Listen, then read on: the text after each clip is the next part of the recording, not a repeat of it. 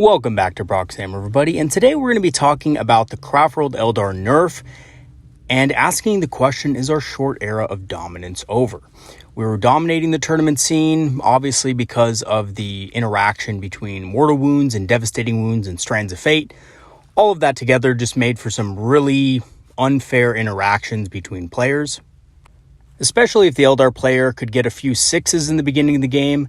With the Farce here, it was basically over in a couple of turns because you could just turn a bunch of Wraithknight shots into sixes, obliterating a couple of squads right off the bat. And I kind of did a video about a week ago about the OP interaction between Devastating Wounds and, how Devastating Wounds carry over and things like this, and how that was affecting units like the Wraithknight, Wraithguard, and so forth. Well, it looks like GW listened to the most part to the community and nerfed the Eldar. Now, I personally don't think their answers to Eldar dominance were the greatest in the long term. I think they basically did a short-term fix for a lot of things, increasing points and also nerfing the Strands of Fate ability itself, which didn't just nerf the Devastating Wounds interaction, but also nerfed a lot of other interactions that Eldar could do that were honestly really cool, and it's unfortunate to see them going. All right, so without further ado, let us go ahead and dive right in and talk a little bit about the nerfs and what we can do about them. So, quick overview of what we're going to be looking at in today's video. We're going to be looking at the nerfs to the Eldar in the latest Dataslate. We're going to look at how to adapt and play around these changes, and we're going to ask ourselves, are these nerfs a solution to the issues GW was trying to address? So the nerf to Strands of Fate, let's go ahead and start with that. It was pretty simple. Basically what they did is they just added one line of text that said Fate dice are limited to once per phase. Not one per unit per phase like the Sisters of Battle Miracle dice, which, by the way, I double-checked, and some of you guys who commented in the comment section were right. They are limited to one per unit per phase. Now, Eldar are just, period, limited to one per phase. That's a pretty big hit to both our damage and survivability faction-wide. We can't use multiple dice to save our models anymore, and we can't use multiple dice a phase to boost our shooting or advance rolls or battle shock tests or anything like that.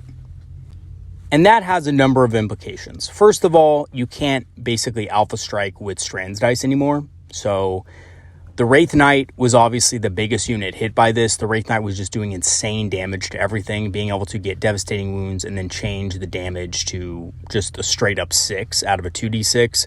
And then whatever else you rolled was just added on top of that. So on average, you're going to get about 10 Mortal Wounds out of that thing for, a single Fate dice of a 6. In addition to towering, this gave the Wraithknight an extreme advantage over enemy armies, especially since it was so tough that oftentimes things like last cannons, if you were behind a ruin, would just bounce off, right? Last cannons, unfortunately, would really only be able to get the Wraithknight to a 4+ armor save, and then the Wraithknight could easily just use 4s and 5s to negate this, saving the 6s for its damage the next turn. If you went second, if you went first, you could just, take 2 squads off the table pretty much at once immediately. So it was very strong. Obviously, this was part of a lot of competitive lists. Strategy is basically to leverage the Wraithknight to do this, and it was OP. I used a Wraithknight in a game where I was playing just a pure Wraith army, and even in that game where most of my units did Devastating Wounds, the Wraithknight felt really oppressive, and because of the range of the heavy Wraith cannon, there was really nothing my opponents could do to stop it in the early game, and that was a big issue. So, I'm glad it's nerfed in a way. The Wraithknight also got a nerf, which we'll talk about. But I'm not glad at the other implications. I think there was a better way to fix the Strands issue without having to nerf the entire army, and instead just target the problematic units, which I think GW did miss the mark on, and we're going to talk about why. As for the point changes, it looks like every single towering model in the game got a points increase because towering is such a powerful rule. So instead of fixing the rule itself, GW decided that they were just going to put a band-aid on it, increase the point cost of towering models, and call it a day. What this means is the towering models are still going to be extremely powerful. They're just going to be more points. So the Wraithknight, and again, I don't know if I'm pronouncing that correctly. Thank you to my subscriber who helped me pronounce this in the comment section of the last video, but for the life of me, I just can't remember now while I'm recording this video. And yeah, I don't want to take the time to go back and look at it because I don't have access to that particular comment at this time. But it basically got increased by 55 points. In my opinion, it's still not as strong as a Wraithknight in shooting, but because the Wraithknight got nerfed even worse than this Wraithknight, I think it may compare more favorably with the change to Fate Dice. Again, the Wraithknight itself is very Fate Dice dependent on its mortal wound damage. Especially during the first few turns, it's going to be, basically a toss-up whether you get a devastating wound or not.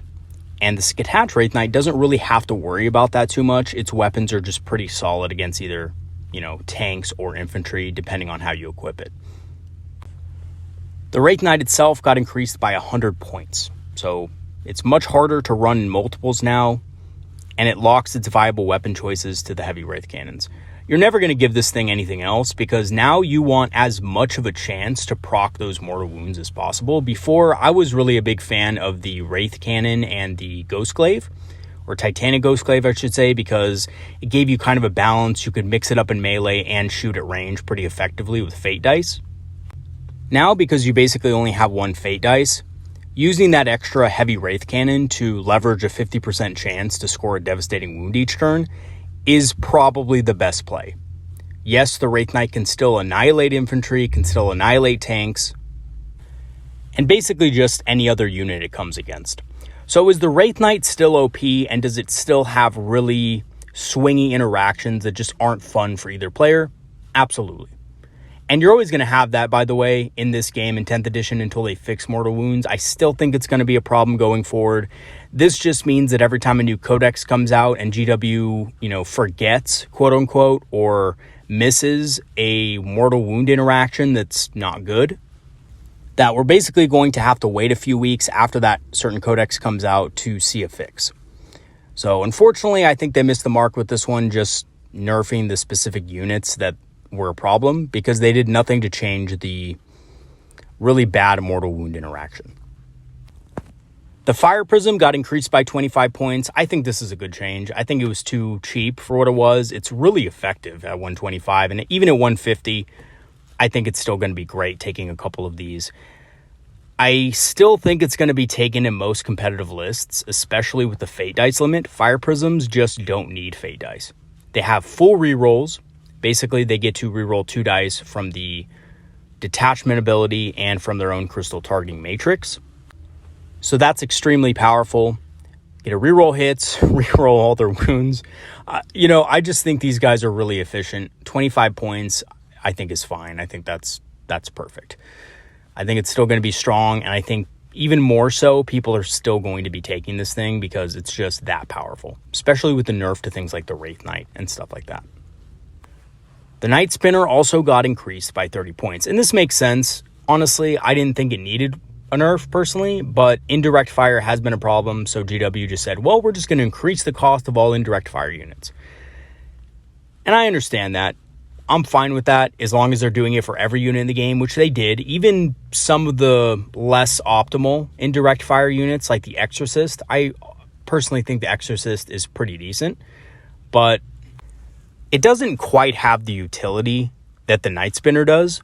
So I'm really glad that the Night Spinner, again, they didn't change its rules or anything like that. They just increased its points cost by 30, which is roughly the same amount of percentage they increased all indirect fire units by that were overperforming. So I would still be very interested in including one in a list. Its ability is very good. Would I include 2? Maybe in some lists.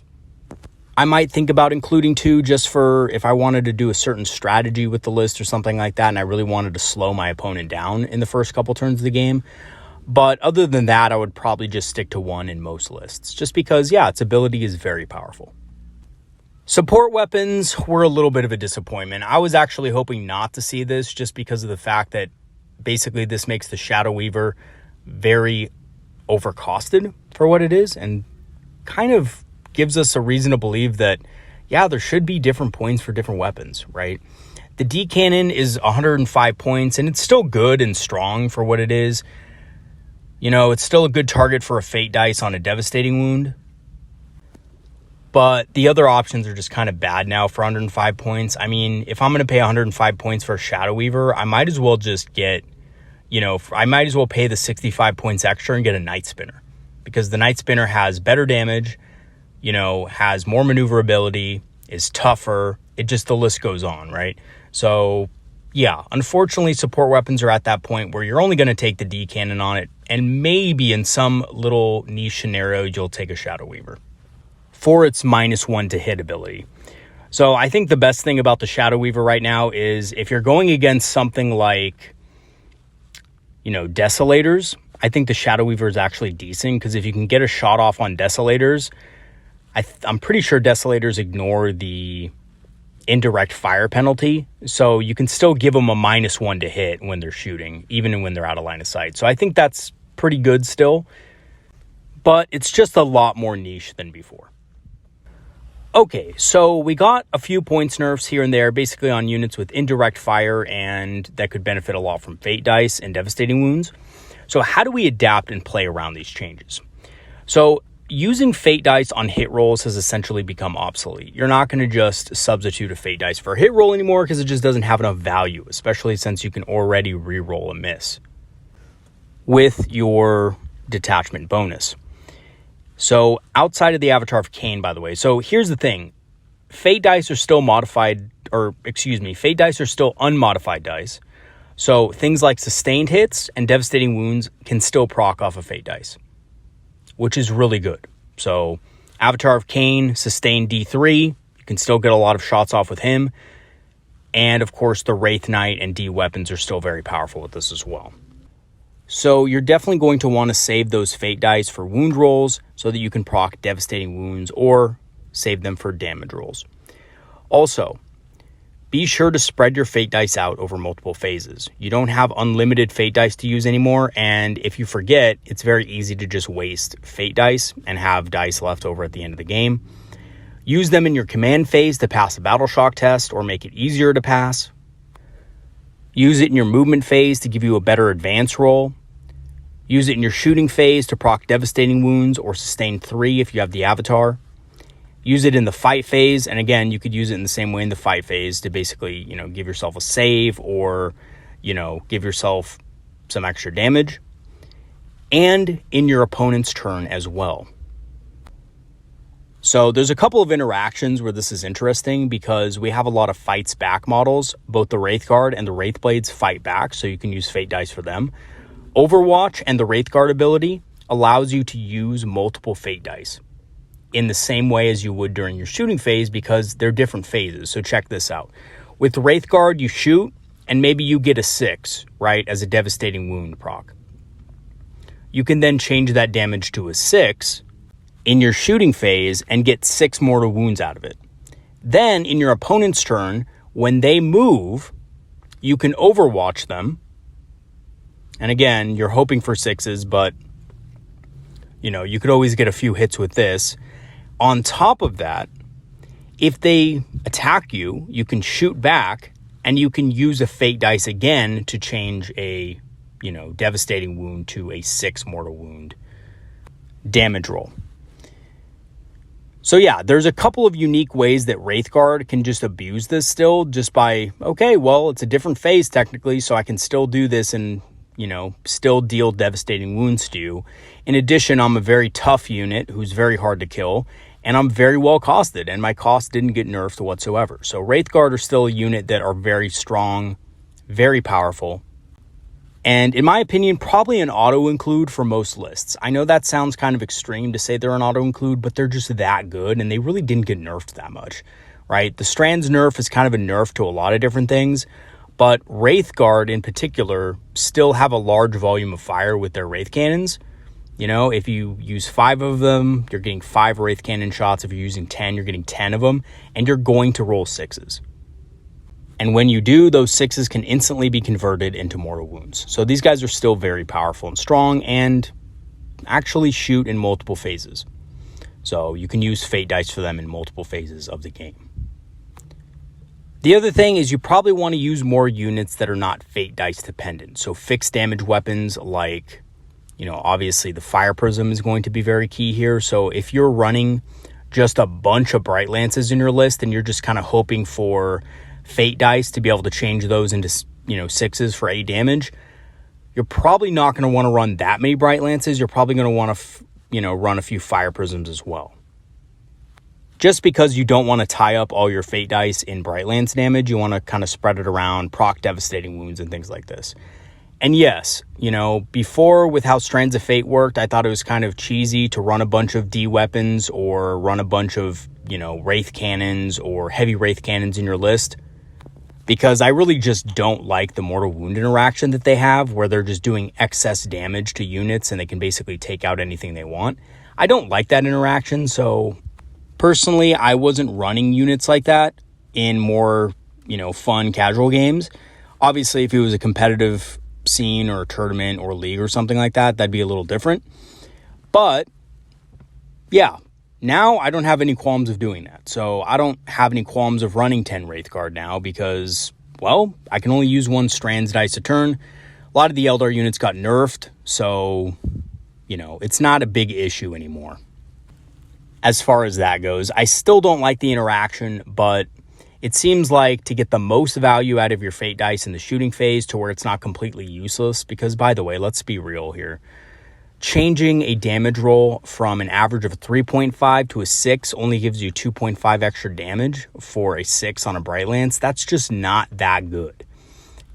Occasionally it will help you guarantee a kill on something, versus average rolls. But it's not anything game-breaking whatsoever. So the really powerful option here is to obviously save those for more wound interactions. Wraithguard obviously is still amazing and are devastating wound machines, as is the Wraithknight for the extra points you pay. So yeah, the Wraithknight I think is still viable, guys. I know that a lot of people are saying, well, back on the shelf, it's too many points now. But I actually think it's still good. And here's why. If you throw Fortune on it, it is still very strong, very tough. Yes, it won't be able to kill everything, but it can come from reserve if you want to, and it can just come in on the board and shoot anything you want on the board.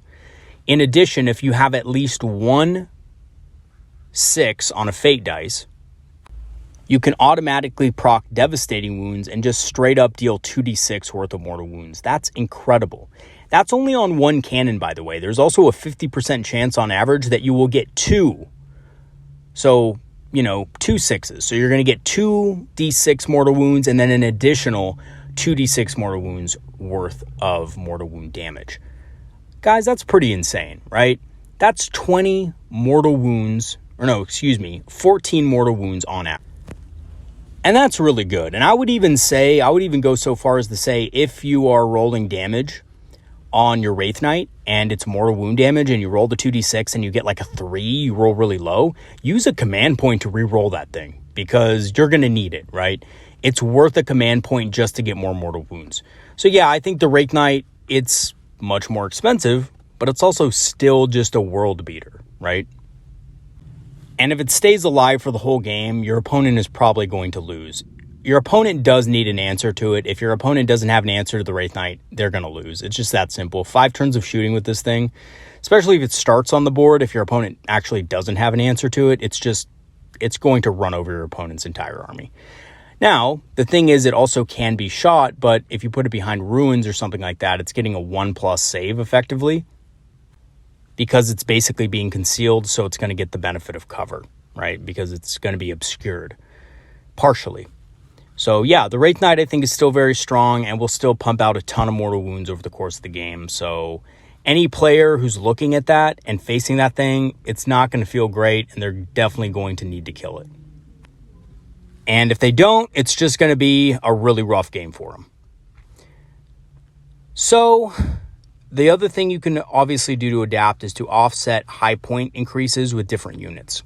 So if you're running 3 Fire Prisms now and your list is all of a sudden over 2k because you have 3 Fire Prisms and it increased by 75 points, why don't you exchange a Fire Prism for a Hornet with a Bright Lance to shave 75 points off? A Hornet with 2 Bright Lances gives you a lot of versatility. It's still very strong against tanks with, obviously unparalleled mastery. It can still hit and wound very effectively.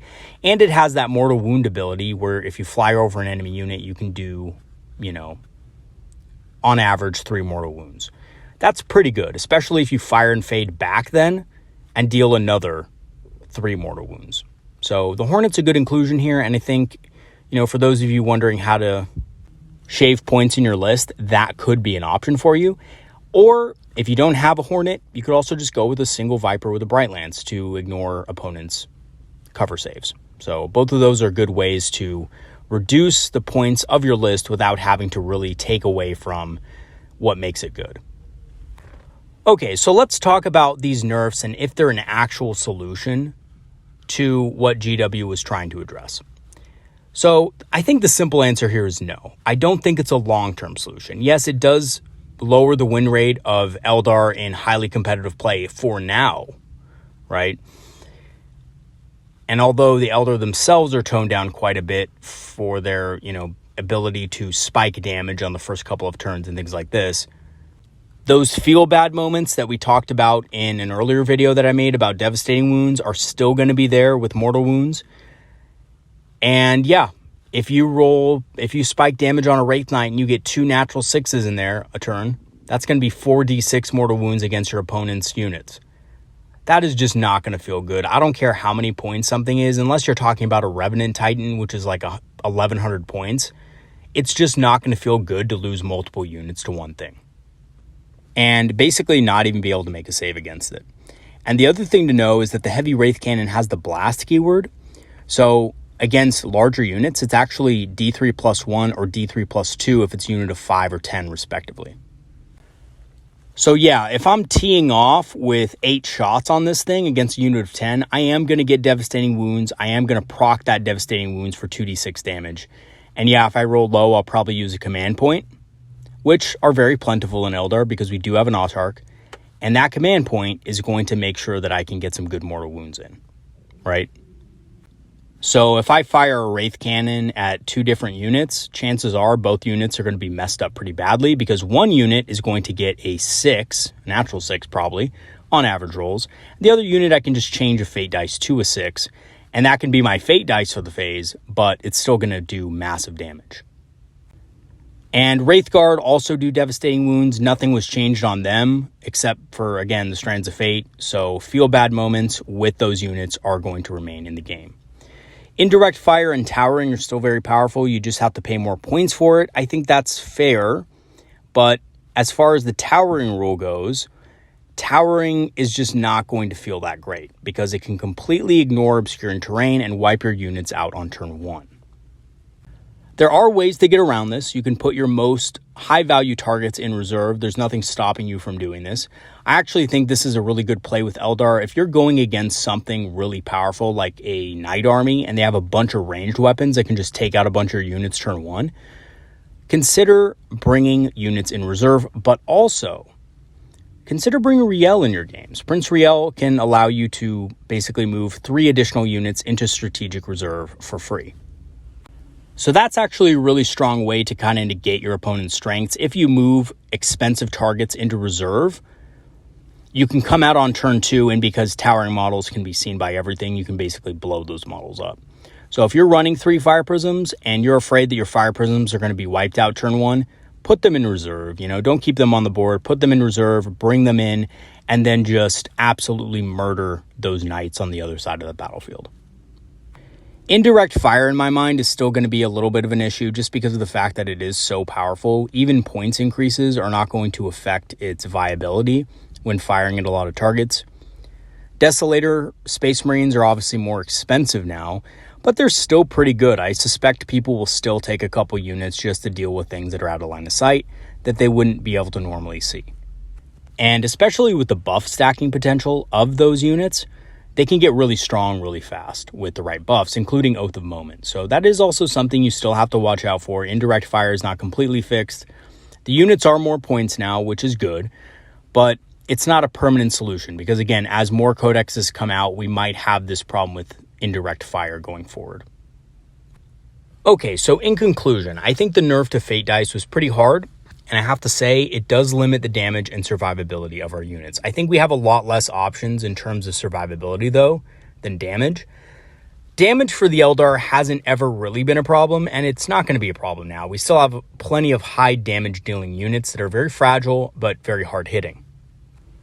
So the shooting isn't really what I'm worried about too much. What I am worried about is the survivability, because this means that you cannot have a unit survive multiple attacks with Strands of Fate.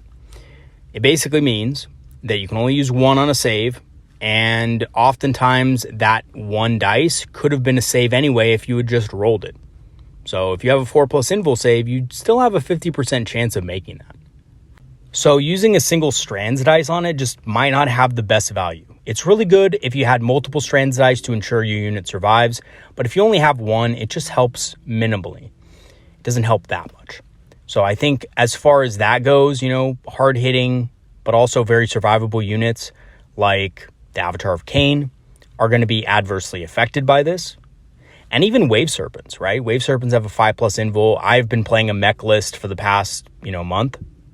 Basically since the indexes came out in the first place, and I've been enjoying it very much. One of the things that I loved doing was making sure a Wave Serpent survived in combat by using Fate dice. This is not going to be possible anymore, so I think Wave Serpents are going to be a little bit more squishy when it comes to being shot at. So that's unfortunate. I think Fate dice are obviously still going to be useful, but to get the most out of them, they will have to be spaced out accordingly. Again, you're going to have to use some in the command phase. Your 5s are really important for passing those battle shock tests. So I think that's probably the best way to use 5s. The best way to use 4s, I believe, is on wound rolls with Bright Lances. So here's my reasoning behind this is that, yes, you get a reroll to wound, so you have about a 75% chance to wound a toughness 12 target with a Bright Lance. But if you want to make sure that Land Raider dies and you have several Bright Lances in your army and maybe you only need a couple more wounds on that Land Raider, you might want to just make sure it wounds, right? Because it's going to deal 2 or, D6 plus 2 damage anyway. And the minimum you can deal with that is still 3 damage. So if you have a couple wounds left on a Land Raider, using it on a wound roll, a 4 on a wound roll like that, isn't a bad idea if you don't have anything else. I also think 4s are great for invulnerable saves on things like Harlequin units. So Harlequin units all have a 4+ invulnerable save, so this might not be a bad use of the, dice as well. Rolls of 3 and 2 and 1 are probably just not going to be used that much anymore. To be frank, they're pretty much useless now. You're really looking for 4, 5s, and 6s. 3s don't really help you that much in that many scenarios. However, there are probably some scenarios where your unit will get a 3+ save against something, an armor save against a high damage weapon. So let's say it's something like a rocket launcher, a missile launcher, or something like that. And they're shooting at one of your Wraith units in cover, and you're going to get a 3+ armor save against that shot. And you really don't want to lose a Wraith to it because it does D6 damage. Yeah, just use a 3. Just say, okay, I'm just going to use this 3, change it to a 3, and I make my armor save, and that's it. Right? So there are some niche scenarios where 3s will be useful, but it's not going to be as often. Let's just say that. Lastly, I don't think the nerfs really address the concerns with towering, devastating wounds, or indirect fire in the long run. I think as more codexes come out, points costs will be adjusted, and there could be units that are too well costed for having the indirect fire ability, the devastating wound ability, or the towering ability. And to top it all off, yes, mortal wounds still feel really bad as a mechanic. I've never really liked mortal wounds since their introduction. When they first came out, I remember thinking to myself, okay, these are going to be a problem. And what do you know? I was right. They were a problem. They've been a problem basically since they've been introduced to 40K, and they continue to do so just because they're so easy to actually use, right? I think they would be fine if they were more limited and only on things like Primarchs and the Avatar of Cain and basically your army's biggest, baddest units. But just running them on regular units, it just seems really bad, I mean, even just the Death Watch getting mortals on their weapons. I know that they can't benefit from the anti-infantry weapon mortal spam anymore, but still just having the ability to proc mortals is really powerful. So basically, I think this Dataslate was kind of like a bandage over a deep wound, you know? Yeah, it'll stop the bleeding for a little bit, but that thing is still infected. That thing's still a problem, and you're still going to have to, at some point, take that bandage off, clean out the wound, and deal with it properly. And I really do think we're going to see this going forward. I think towering is still a very powerful rule that people are going to complain about. Devastating wounds are a very powerful rule that people will complain about. And by the way, if you think people will stop complaining about Eldar, you're wrong. Because they still have these interactions, they're just limited now. So yeah, it's a lot more fair in that way, but they still don't feel good to fight against. So let me give you an example from way back of something that was kind of fair and was easy to play around, but didn't feel good. And that was Runes of Warding. Eldar had this ability called Runes of Warding. They could pick it up for 15 points on a Farseer or Eldrad or something like that. Basically what it did was it forced enemies to take, psychic tests, which back then were leadership tests, on 3d6 instead of 2d6. And if they rolled a 12 or over, they suffered a Perils of the Warp attack, which basically did mortal wounds. They couldn't really do anything against it, and they basically most of the time just died. Perils of the Warp was very powerful and very oppressive if you rolled Perils of the Warp. Normally it was only on a double 1 or a double 6, so it really didn't happen that much. But if you were running against an Eldar army, your chances of perilsing increased tenfold. Now, on average dice rolls, you would still probably pass most of your, psychic tests, and you probably wouldn't, on average rolls, fail and suffer Perils of the Warp by rolling over a 12. But because there was that risk of killing your own unit, and it was a pretty decent chance of doing that, by the way, rolling, a 12 or over isn't that hard on 3d6. It's not easy, but it's also not incredibly difficult. That was a bad interaction to have in the game. And in general, it was a really feel-bad interaction. And I think the same thing is true of Devastating Wounds. Yes, it's not going to proc every single turn all the time now, right? Multiple times in the same turn with you just automatically using those fate dice. But it is going to happen in the course of the game naturally. And when it does happen, it's going to be absolutely brutal. And it's just not going to feel good to not even be able to make a save against any of those attacks, even if you have an invul save. Right, I mean, some units, it just doesn't matter. Like if I'm running orcs or something like that and I have a 5+ armor save, I'm used to not having an armor save, right? I'm used to not being able to roll a save for my boys. But if I'm an army like Space Marines or Death Guard who really rely on those saves and invuls to keep them alive, yeah, Devastating Wounds is going to feel really bad because it's going to be like, well, I just lost my 300-point unit to your Wraithknight and I wasn't even able to make one single save. So that really sucked. So it is a feel-bad thing. I hope GW addresses this in the future. I know they're not going to probably do it anytime soon, but when it rears its ugly head again, I hope GW takes a long look and says, you know what? We missed the mark on Devastating Wounds. We should have changed that when we had the chance. It's not really working to the benefit of the players. Let's go ahead and change how it works.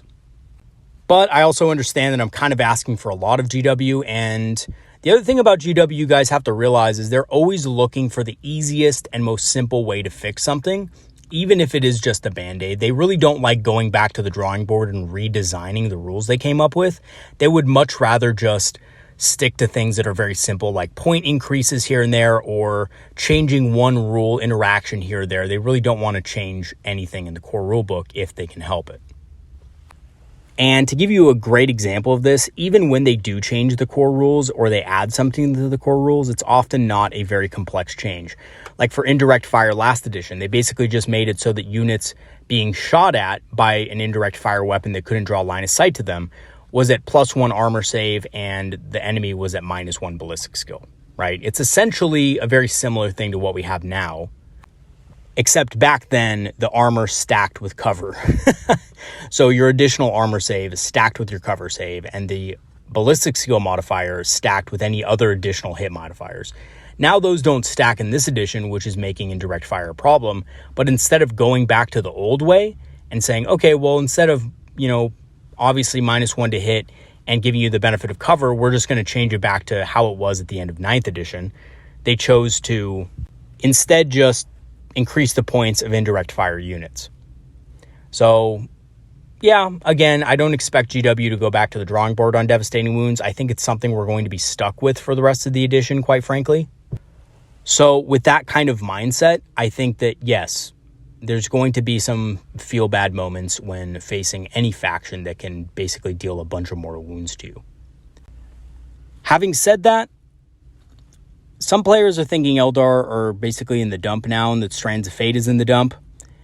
I have to tell you guys, I don't think we're in the dump at all. I think actually we're still very strong as a faction. A lot of our data sheets are very powerful. We just really weren't able to access them because there were just such better options in the Codex. Wraithknights were so freaking good that people just wanted to take those and Wraithguard and stuff like that, and they were ignoring the aspects. There's a lot of aspect warriors that are just extremely powerful. Shadow Specters are one of the most well-costed units in the game right now, and they're very powerful. Same thing with a lot of other aspect warriors, right? Warp Spiders are very good. Swooping Hawks are actually decent for their points. You know, they can do a few things, and they're pretty good as one unit, I think. And there's a lot of other units in the Codex that are just amazing for their cost, which I think will now get more play. And that's simply due to the fact that because Strands of Fate is changed and limited, aspect warriors are going to be a little bit more, you know, in the spotlight, so to speak. Okay, everybody, that's it for today's video. I just wanted to address the nerfs and basically ways that we could get around them. I still think we're going to be a very strong faction. I don't think this changes much in that regard. But, you know, obviously the big problem of Devastating Wounds remains. So there is that. All right, everybody, that's going to be it for today. Thank you so much once again to all my patrons and supporters who have supported me over the last months. Your help is greatly appreciated in improving the channel. I will leave the links in the description for my PayPal and Patreon for those of you who want to support the channel further. And again, thank you so much to those who have. Also, if some of you are looking to get some Eldar apparel, Eldar t-shirts, sweatshirts, hats, mugs, etc., check out my channel store. I have some, you know, Eldar inspired apparel on there that I think some of you might like to wear in your local hobby shop or just around the house chilling. All right, everybody, that's going to be it for today. Peace out. See you guys later and have a good one, everybody. See you next time.